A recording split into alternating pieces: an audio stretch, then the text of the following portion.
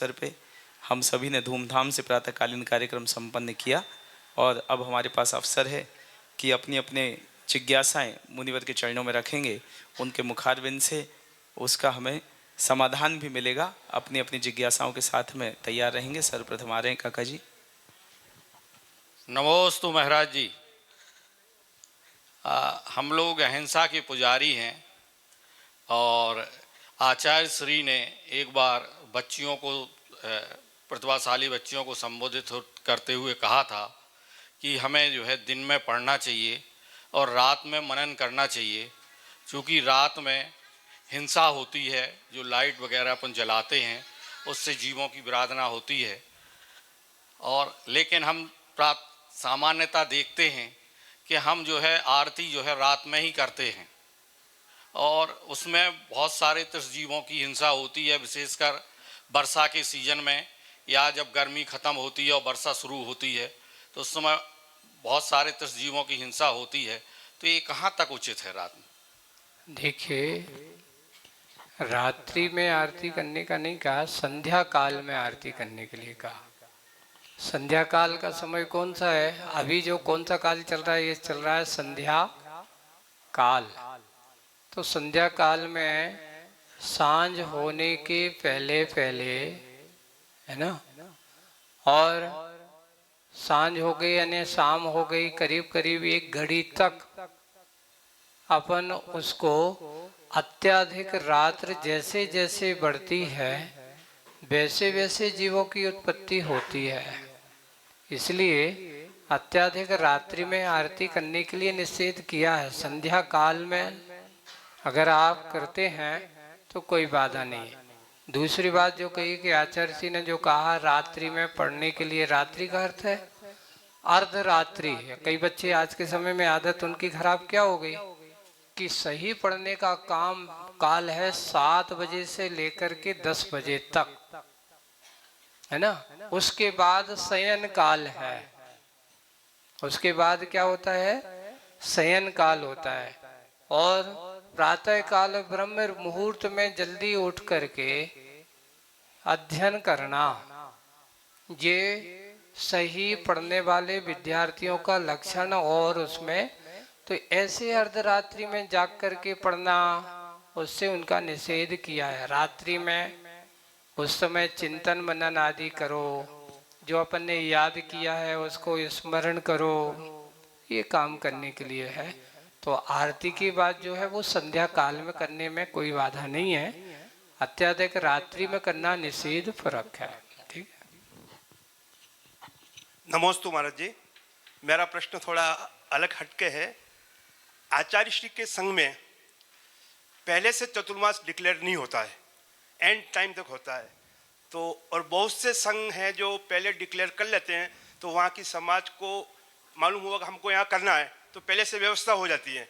और आचार्य श्री के संघ में जैसे हमको यहाँ यही करवाना है तो अभी से हम पीछे लगे रहते हैं और एंड टाइम में मालूम होता हुआ है कि चतुर्मास नहीं हुआ, तो थोड़ी निराशा भी होती है और दूसरी कई प्रयास नहीं कर सकते हैं। तो इसमें क्या फर्क है महाराज जी? देखिए, पूज्य आचार्य भगवान का और हम लोगों को आचार्य श्री का जो उपदेश और संकेत है कि देखिए, अपन ने अगर पहले से उनसे कह दिया कि हम चतुर्मास को आ रहे हैं, तो मुनिराज कौन से व्रती हैं? महाव्रती हैं। तो अगर हम नहीं पहुंच पाए तो क्या कौन सा दोष लगेगा हमें? सत्य महाव्रत में दोष लगेगा कि नहीं लगेगा? तो इसलिए पहले से पूज्य आचार्य भगवान कहते हैं कि साधु को वही वचन बोलना चाहिए जो पूरा कर सके, कहीं असत्य का पोषण नहीं होना चाहिए। हाँ, अनुभव वचन बोलने में बाधा नहीं है। जैसे कि अभी भी आवाज हमारे सामने भी आए, लोगों ने कहा, सब जगह के लोग आ गए हैं, आप लोग भी हैं। अब आप लोग क्या करते हो? आप लोगों की ये कि पहले से डिक्लेयर करो जिससे हम तैयारी कर दें, है ना। तो अब हमारे यहाँ आचार्य श्री का एक सूत्र है, पहले से किसी को बांधो मत और पहले से किसी से बंधो मत। क्यों? बांधने से और बंधने से आदमी को और हमारे लिए संक्लेशित हो सकता है। अगर हम नहीं पहुंच पाए तो हमें संक्लेश होगा। सामने वाले के हाँ हमने पहले डिक्लेयर कर दिया, आपने पहले से कह दिया, फिर नहीं आए आपको, तो उसको और ज़्यादा संक्लेश होता है। इसलिए पूज्य आचार्य भगवान कहते हैं कि भावना भाव अच्छे से विशुद्धि बढ़ाओ, और हम किसी से बनते नहीं हैं और किसी को पहले से बांधते नहीं है। ये गुरु जी का वचन है और आगम का भी यही वचन है। ये मात्र गुरु जी का अकेला वचन नहीं है। साधु को वही वचन वही बोलना चाहिए जिसे करने चले। लेकिन आज क्या हो गया कि पहले से डिक्लेयर जो करना है वो अब ठीक है, उनकी अपने संघ की परंपरा है। हाँ, तो वो अपने उनकी संघ की परंपरा है और उनका वो, तो उसके बारे में अपन प्रश्न चिन्ह नहीं खड़े कर सकते किसी के बारे में। आचार्य जी कहते अपना देखो, अपना सोचो, हमें अपने व्रतों का पूर्णतया पालन करना है। इसलिए सत्य महाव्रत में दोष ना लगे, इसलिए हमारे संघ में पूरे से पहले से एकदम ऐसा, अब कोई आता है कहता है तो अपन उनसे ही कहते कि भावना भाव, तुम्हारी भावना पूरी हो, अब देखो क्या होता है, किसका क्या परिणाम आता है, तो उसके परिणाम के अनुसार उसको देखना। महर्षि शायद काका जी की भावना बांसवाड़ा में चातुर्मास पाने की है, तो इसीलिए वह प्लानिंग कर रहे हैं कि हम कैसे, अभी बांसवाड़ा दूर है महर्षि। हाँ, अच्छा, तलवाड़ा बांसवाड़ा के पास ही है जी। अभी 2024 का चातुर्मास वहीं हुआ था हमारा। चलिए इसके, हाँ, और जिनकी भी प्रश्न हो, एक प्रश्न मेरा भी है महर्षि। नमोस्तु महर्षि। हम लोग अर्घ देते हैं 30-24 के 720 जिनेंद्रिय पुनवा। तो महर्षि 30-24, हम लोग ने तो एक ही 24 अभी देखी है। ये 30-24 मतलब इसके पूर्व या इसके बाद में कैसे हुई या कैसे होने वाली हैं, और हमें तीर्थंकरों का ज्ञात कैसे होगा कि इस 24 में ये तीर्थंकर रहेंगे? और उसको देखो, अपन ये बना देते हैं 5 भरत 5 ऐरावत, है ना। तो इनके अपन ले लेते तो ये 5-5 10 हो जाते हैं, है ना। और 5-5 10, 5 भरत 5 ऐरावत की जहाँ हानि वृद्धि होती रहती है, तो यहाँ पर घटने बटने वाले वहाँ की जैसे विदेश क्षेत्र को छोड़ देना, और त्रिकाल संबंधी भूत भविष्य वर्तमान, तो क्या हो गई है 10 क्षेत्र संबंधी हो गई ना 30-24। तो इस प्रकार 3 10 वर्तमान की, 10 भविष्य की और 10 भूत की, इसलिए 30-24 समझ में आ गया। तो ऐसे 30-24 संबंधी ये 5 भरत और 5 ऐरावत 10 क्षेत्र संबंधी, क्योंकि यहाँ पर हानि वृद्धियां होती रहती है, इसलिए ये 30-24 होते हैं। और फिर बाद में जब विदेश क्षेत्र के बनाते हैं तो उनकी फिर अलग है, वहां पर काल परिवर्तन नहीं होता, यहाँ काल परिवर्तन होता है। और वहाँ हमेशा एक सा काल रहता है, चतुर्थ काल है, वहाँ कोई काल परिवर्तन नहीं होता। वहाँ हमेशा तीर्थंकरों की जन्म की परंपरा हमेशा चलती रहती है। तो इसलिए भूत भविष्य वर्तमान की जो बात आती है वो यहाँ की है। तो 5 भरत और 5 ऐरावत की, इसलिए वो 30-24 का ऐसा प्रसंग बनता है। नमोस्तु महर्षि। हाँ, और आज आ जाइए।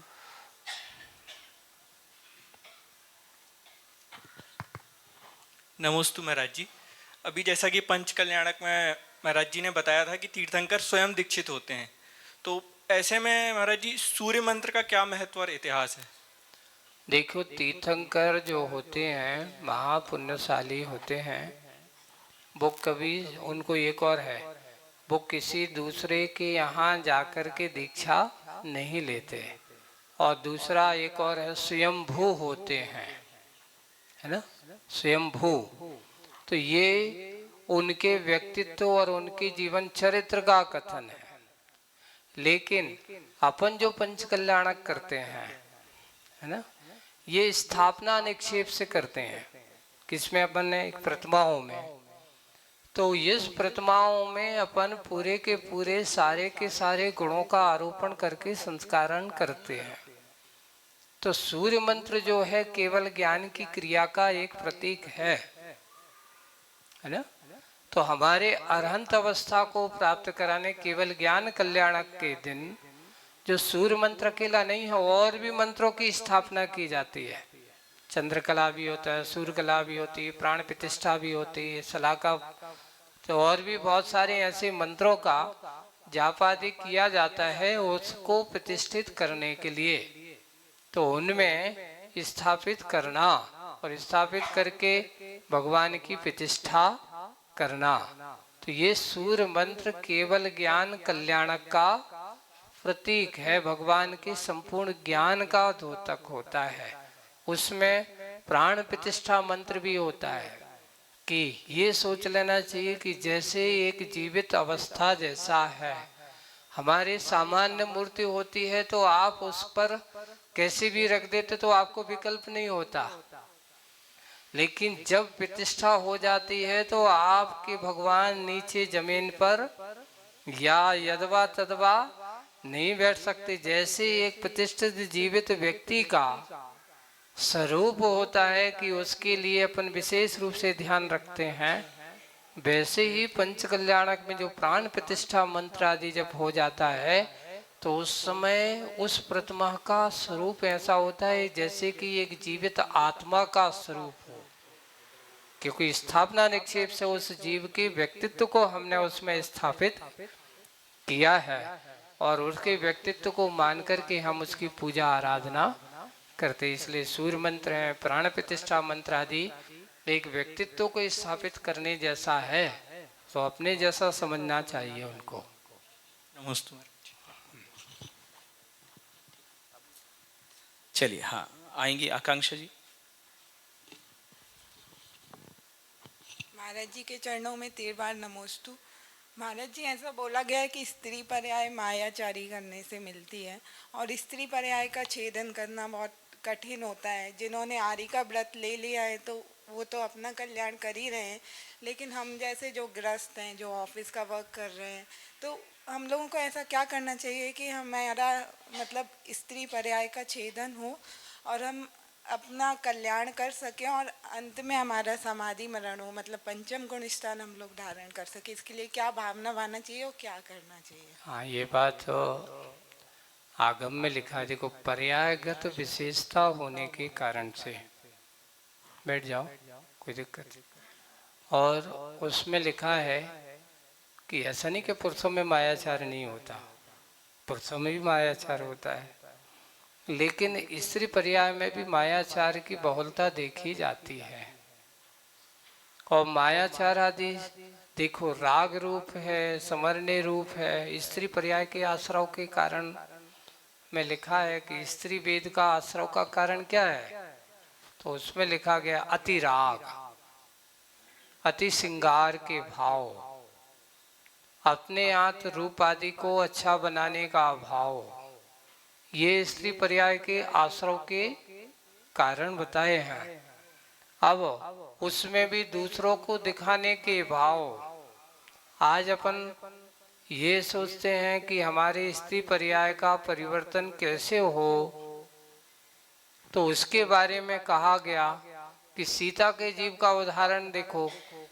सीता के जीव ने पृथ्वीमती माता जी के पास जाकर के आरिका के व्रतों को धारण किया और जाकर के उसने स्त्री पर्याय का छेदन करते हुए 16वें स्वर्ग का देव हुआ। क्या हुआ? इस प्रति इंद्र की पर्याय को प्राप्त किया। तो ये मत कहो कि पंचम गुण स्थानवर्ती अपना कल्याण नहीं कर सकता। कारिकाओं के भी पंचम गुण स्थान ही होता है, मुनि महाराज की तरह नहीं होता है। और पंचम गुण स्थान वर्ती आज भी 16वें स्वर्ग जाने की क्षमता रखता है, अगर आप सम्यक प्रकार से उन व्रतों का पालन करते हैं। तो गृहस्थ जीवन में रह करके अगर हम श्रावक के व्रतों को स्वीकार करते हैं तब ही ऐसी अवस्था बन सकती है। अगर हम व्रत संयम को स्वीकार नहीं करें और स्त्री पर्याय का छेदन करने की बात करें तो ये संभव नहीं है। फिर भी हमें अपने आप को ऐसी भावना बनाना चाहिए कि मेरे अंदर ऐसे व्रत संयम लेने के भाव हों, संयम को ग्रहण करने के भाव हों, और अपने श्रावक के व्रतों को भी अगर तुम अच्छे से पालन कर लो, श्रावक के व्रतों को पूर्णता से पालन कर लो, तो ये श्रावक के व्रत भी तुम्हारे लिए इस पर्याय से अपने पुरुष पर्याय को प्राप्त करने में कारण बन सकता है।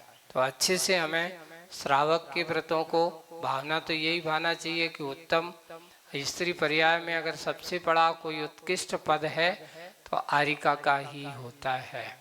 तो मेरे अंदर ऐसी क्षमता हो, मेरे अंदर ऐसे परिणाम हो कि भगवान में भी ऐसी पर्याय का धन्य बनाने की चेष्टा कर सकें, और करके ऐसा नहीं कि स्त्री पर्याय एकांत से बुरी है ये मत सोचो कि सौधर्म इंद्राणी भी स्त्री होती है ना, लेकिन वो इतनी विशुद्धि, इतनी भक्ति, क्योंकि वहां पे अणुव्रत वो नहीं ले सकती, लेकिन उसकी विशुद्धि इतनी होती है, चौथे गुण स्थान में होकर के भी स्त्री पर्याय में देव गति में आकर के वो है उस पर्याय में तीर्थंकर भगवंतों की भक्ति के कारण से और इतनी विशुद्धि के कारण से वह स्त्री पर्याय का छेदन करती, वहां से सीधा आती, पुरुष बनती है, मुनि बन करके मोक्ष चली जाती है।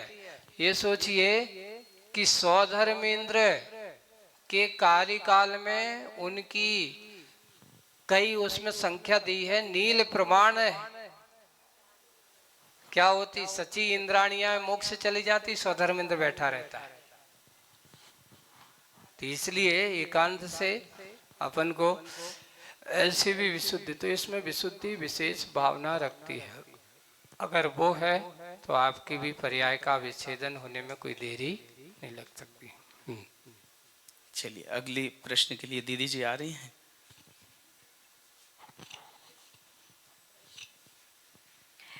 पूज्य मुनि श्री के चरणों में कोटि कोटि नमोस्तु। महाराज श्री, आज आपका दीक्षा दिवस समारोह है और आप पर तो महती गुरु कृपा है, आप गुरु कृपा के धनी हैं, लेकिन हम ऐसी कौन सी साधना करें, ऐसी कौन सा त्याग करें, ऐसा कौन सा समर्पण करें, जैसी गुरु कृपा आप पर है वैसी हम पर भी बनी रहे, बरसती रहे, इसके लिए हम क्या करें, कृपया आप मार्गदर्शन दीजिए। देखिए, अपने यहाँ साधु और श्रावक दो रूप मनुष्य पर्याय में दिए हैं। श्रावक की पर्याय में आकर के अगर हम व्रती बनते हैं तो सबसे पहले एक काम होना चाहिए कि व्रती अगर संतोष वृत्ति से जीवन जीता है, तुम्हारे पास साधु जैसी क्षमता तो नहीं आ सकती, क्योंकि जो आरंभ परिग्रह के बीच में रहता हो उसको संतोष ही रखना सकता है। समता तो वही होती जहाँ समस्त परिग्रहों का त्याग होता है।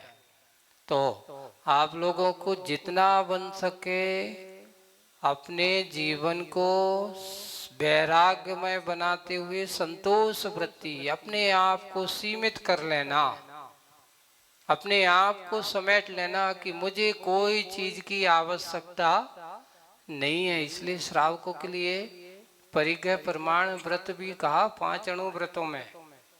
क्यों कहा? इसलिए कहा गया कि उसके अंदर के संतोष का प्रतिफल हो, संतोष वृत्ति को बढ़े।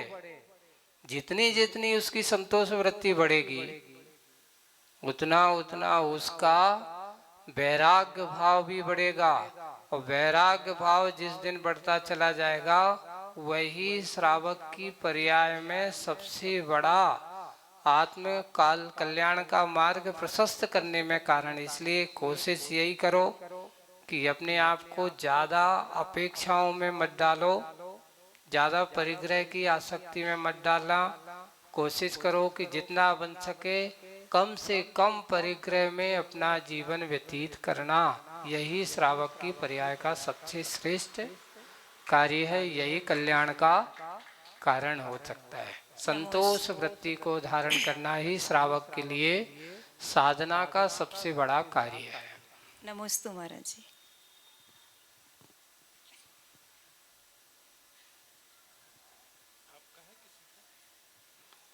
चलें, ठीक है। अभी आप लोगों को 5 मिनट है, 7 बज गए हैं। और कोई को है अभी 1-5 मिनट? हाँ वो दे दो नमोस्तु सूची। महाराज।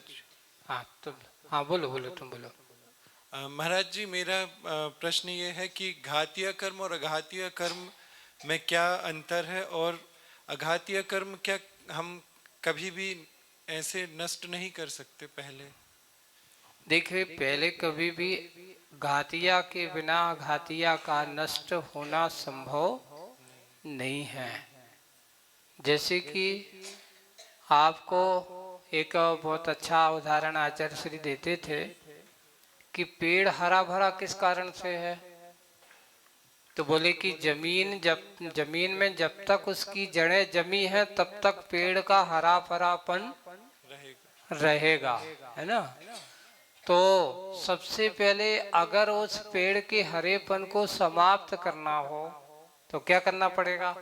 जड़ को समाप्त। जड़ से ही आपको उस पर ही मूल को देखो। तो संसार का मूल अगर कोई कर्म है वो है घातिया कर्म। हम सीधा अघातिया पर प्रहार नहीं कर सकते, क्योंकि घातिया के साथ में रह करके ही अघातिया कर्म पनपते हैं, बिना घातिया के साथ। लेकिन जैसे ही घातिया कर्मों का नाश हो गया, जैसे जड़ से पेड़ उखड़ गया, अब जैसे ही पेड़ उखड़ा अब उसको उखाड़ने में देरी नहीं लगेगी। अब वो उखड़ेंगे ही, निश्चित है। वो पेड़ सूखेगा, निश्चित है। अब उसको हरा भरापन होने वाला नहीं है। ऐसे अघातिया कर्म, घातिया कर्म के नाश होते ही अघातिया कर्म नाश होते हैं, पहले अघातिया कर्म नाश नहीं होते। नमोस्तु महाराज। अगली प्रश्न के लिए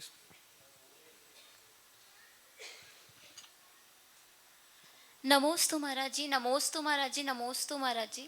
महाराज जी, निर्लोभ सागर मुनिषि निर्लोभ सागर जी ने नियम दिया था कि जब भी ऑफिस जाओ या कहीं भी जाओ तो वो काउंटिंग मशीन से नमोकार मंत्र का उच्चारण करते रहना। तो निरंतर मैं वो करती हूँ। लेकिन महाराज जी, मुझे ये पूछना है कि अशुद्धि के टाइम पे क्या हम नमोकार मंत्र का उच्चारण कर सकते हैं क्या? भावों से कर सकते हैं, पर वो मशीन वाला काम नहीं करना चाहिए, है ना। अपने अंदर से मन, अपने यहाँ लिखा गया अपवित्रा पवित्रो वा सर्वावस्थो गतो पीवा, या स्मरेत पर, है ना। हाँ जी।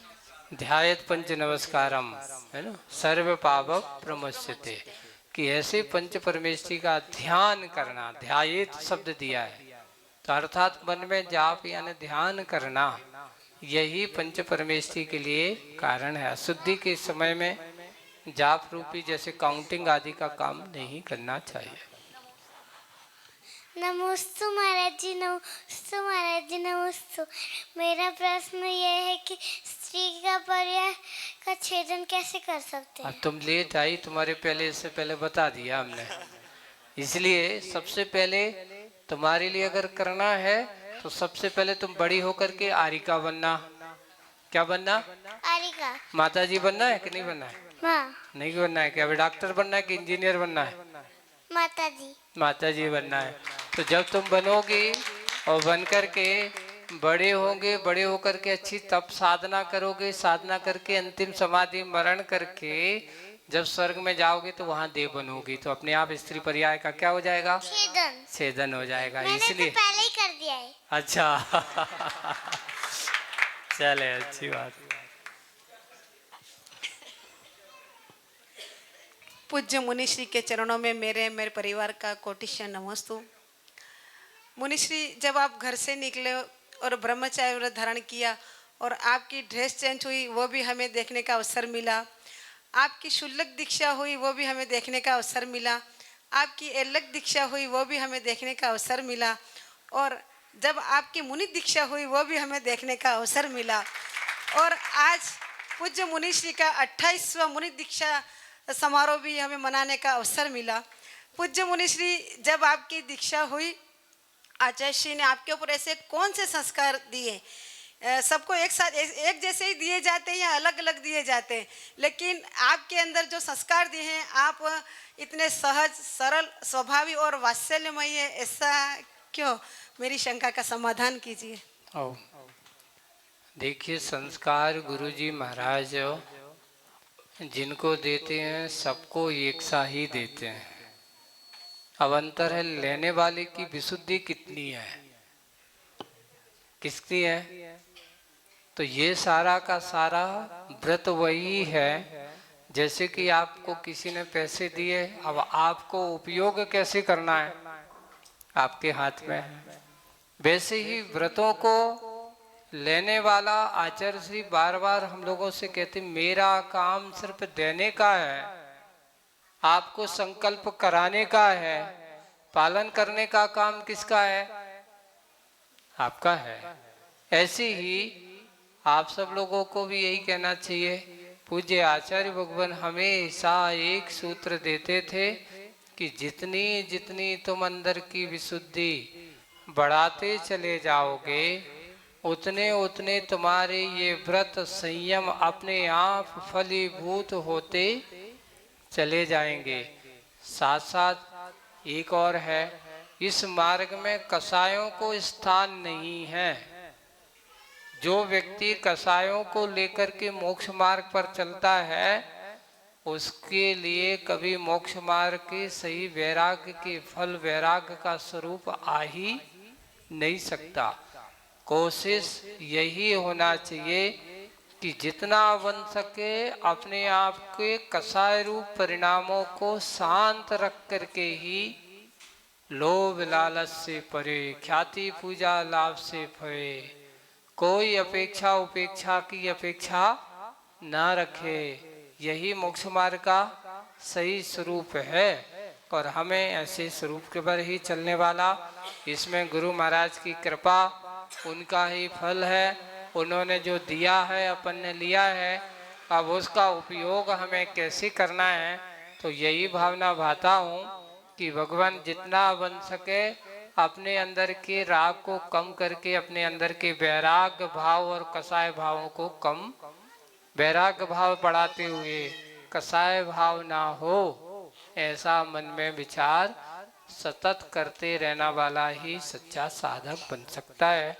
आज का यही कार्य हमें कर देना। हाँ जल्दी कर लो फटाफट, आरती करना है। नमोस्तु महाराज श्री, नमोस्तु महाराज श्री। कहते मोक्ष मार्ग में कि पहले अपना लोटा छानो, उसके बाद दूसरे का देखो या दूसरे का कल्याण का सोचो।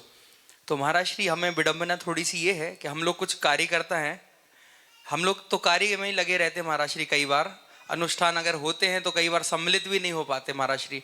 तो हम लोग खुद का लोटा तो छान ही नहीं पा रहे हैं, या फिर मतलब दूसरों के लिए अनुकूलता तो बना रहे हैं। तो महाराज श्री हम लोगों को थोड़ा सा लगा मुझे कि हम कर भी रहे हैं धर्म की नहीं कर रहे हैं महाराज श्री।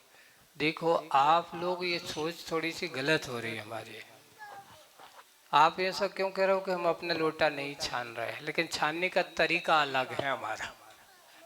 लोग क्या होते हैं कि वो डायरेक्ट छान रहे हैं, हम इनडायरेक्ट छान रहे हैं।